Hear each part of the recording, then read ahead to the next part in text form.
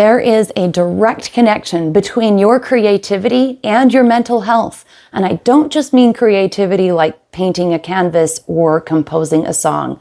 I mean all kinds of creativity. And that is something that every single one of us has access to, whether you're a computer coder, a ballet dancer, or an aficionado of novel reading. There's creativity in each one of us, and it holds a key to our mental well-being. Recently, I had a conversation with a client who was feeling dead and stuck. And we'd been working together for about a year, and she'd done a lot of work on those primary things that you look at, like emotions and relationships and goals. And all of that was going really quite well. So we struck a chord when we started talking about engaging with creative pursuits. She discovered as we talked that her best times are when she has some kind of project going on, whether it's something she's making out of yarn or whether she is arranging something in the backyard. So we did a little bit of a challenge. Let's see how much we can engage with just creative, enjoyable pursuits.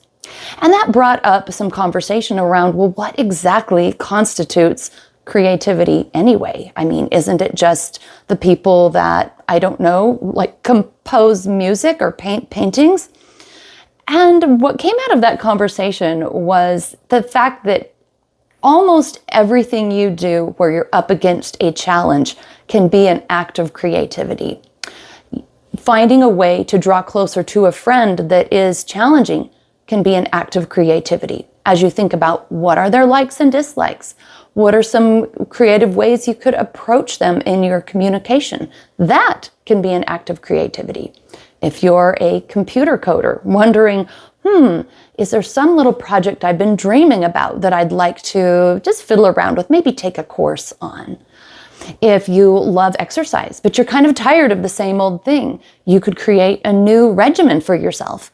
Do a little research and see what really floats your boat. Being creative, again, the world is wide open. Finding new things to cook, rearranging your patio furniture, finding a better way to arrange your personal items in your bathroom. All of that can be acts of creativity. Journaling, capturing the essence of the day. What was beautiful? What was funny? What was sad? Choosing out, cherry picking those little pieces that happened and putting them in your journal. Even making a social media post can be an act of creativity. If you think, how can I enlighten others, lift others' spirits, or be authentic in a way that helps add to the happiness in the world? Creativity has the power to infuse new, fresh energy and light into your life. So where do you start if you're feeling stuck? Well, what you really need is a good, solid brainstorming session. You need to sit down with a paper, maybe a friend or family member, and your friend AI or Google, and start brainstorming. You can think about when were times that I engaged in free-flowing acts of creativity where I felt that time had stopped, that I was in the zone. What kinds of things have I enjoyed in the past? What kinds of classes have I taken or hobbies have I had? But I also want you to think outside of hobbies, because people tend to get stuck on what can I do for a hobby with like the classic list of hobbies. Do you like to polish rocks and, make jewelry? Or do you like to, carve wood? Like those are your classic hobbies, right? But you can make hobbies out of all kinds of things. Let's go back to my example about how you could even be creative if you're a voracious novel reader. Okay, you could start curating lists of your very favorite novels and making notes about why you liked them or what you found issue with.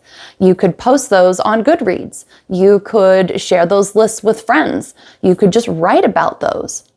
You can organize your novels into creative ways using color coding or alphabetizing or by topic or by preference.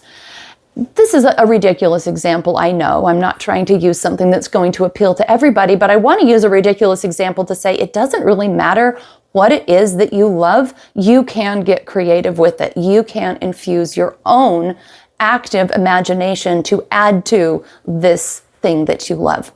Let's go back to this list that you sat down and you're creating. So you write down things you've enjoyed, you write down things that have made you happy or classes you've taken or things you've wondered about, and then you're still kind of stuck.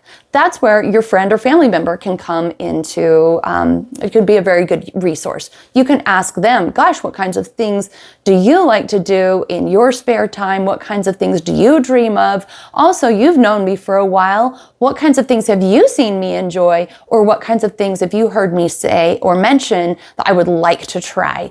They can help spur your mind to be like, oh yeah, I had always wanted to learn more about Alaska. Or, oh yeah, I have been curious about learning Spanish or whatever. And again, learning is an act of creativity because you have to decide how am I going to engage? Am I going to take a course? Am I just going to get on Google Maps and look around? Am I going to ask AI questions? Am I going to download an app? Am I going to join a class? That can feel like maybe decision overload, but it's really an act of creativity to decide how can I, with my life, with my constraints, find a way to engage with this topic in an exciting manner that will call to me, that will be fruitful. Now, a way you can use AI to add to this list, so say you've added everything you can and your friend or family member has given you some good feedback and that's ignited your interests, and now, okay, you've got a list going. Then you can have a conversation with AI where you just talk to it like a human being. You can say, I feel kind of stuck. I really want to be more creative. I don't really want to engage in all the typical things like pottery or coin collecting. And I'm not an artist and I don't compose music, but I really, really like, and then you can talk about, I've always enjoyed history, or I get really tired at night, or I love Indian food, but I'm not sure I like complicated recipes, or whatever. You can just talk about yourself, your likes and dislikes, and maybe some of the things that you could see yourself doing, or some areas where you feel a little blocked. And AI being useful for some things and not for others, it's very useful for this. It's useful to get that feedback, but you need to be honest with it and have a conversation as I just described. Then you will get some feedback that can spark additional thoughts in your mind. You can write those down. So now that you have a decent list of things that you would like to try, maybe it's books you'd like to read or courses you'd like to take, you can also get online and go to Udemy or Teachable or another place that has courses, and you can punch in different topics that interest you, not necessarily with the intention of taking a course, although you might, but to see ideas come up of ways people are packaging information that you're curious about. And that will spur more ideas of what you'd like to learn.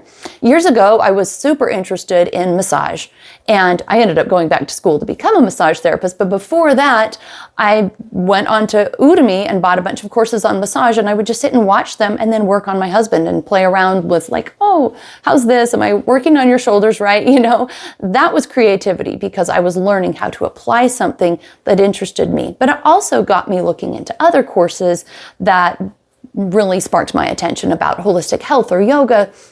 And then I was off and running with more interests. It's so easy to feel kind of stuck, especially if you are in a pattern of consuming rather than creating. So to wrap up this little piece, we're talking about making a list is your friend, because then you can cut it up into little pieces and throw it in a jar and pull them out and say, I'm going to try this one. If you're stuck with decisions, you can do it that way. Or you can just look at your list and take a highlighter and highlight the 3 or 4 that you just feel kind of excited when you look at it. And then that's a good place to start. But all right, let's pivot to the end here. Why do you sometimes feel stuck and like you can't even think of any ideas of where to be creative? Well, part of it is if you're stuck in a consumer mentality. The whole world of media is geared to make you feel like you are a consumer. It's constantly throwing the next thing in your feed at you for you to click on. And it's titling, all the thumbnails and the titles and the descriptions, whether you're on a news website or social media or YouTube or wherever you are. It's designed to pull you in, take you by the throat and keep you there as a consumer, just reading what other people have written, just buying what other people have made. And there is reasons to do that. We do need to fill our cup with things that matter to us. But if we stay stuck in the consumer mentality, that is the opposite of creator. Consuming versus creating, those are very, very different. Consuming means I don't think about it, I don't try hard, I don't come up with the answers. I want you to do it. You just feed it to me. And there's a place for that. Isn't it wonderful to go to dinner on Friday nights and not have to cook it, not have to be creative or think about it? Just let someone else do it. But too much of that and you start feeling like a fish on a line, being hooked and pulled in different directions. So if you are stuck in the consumer mentality, it will tamper with your mental health. You want to create space to be in the creator mentality and in that creator way of being, to infuse life and light into your day. It will improve your mental health. It will give you more meaning and more energy. There are lots of negative things happening in this world, no doubt, but there are so many good things happening. And one of the greatest things is the access to so many resources to be creative. So many classes, so many supplies, so many organizations, so much information to help us. We don't want to get stuck in the consumer mentality that will make us feel depressed, sluggish, maybe even anxious, and definitely unfulfilled. So tell me in the comments if there's anything you've done lately that you feel has been creative and has really filled your cup. For me, all kinds of things: cooking, designing new exercise regimens, learning new ways to journal that actually feel fulfilling rather than reciting my old list, planning travel, all kinds of things. But when I'm creative, I know I'm absolutely at my very happiest. And I will see you in the next video.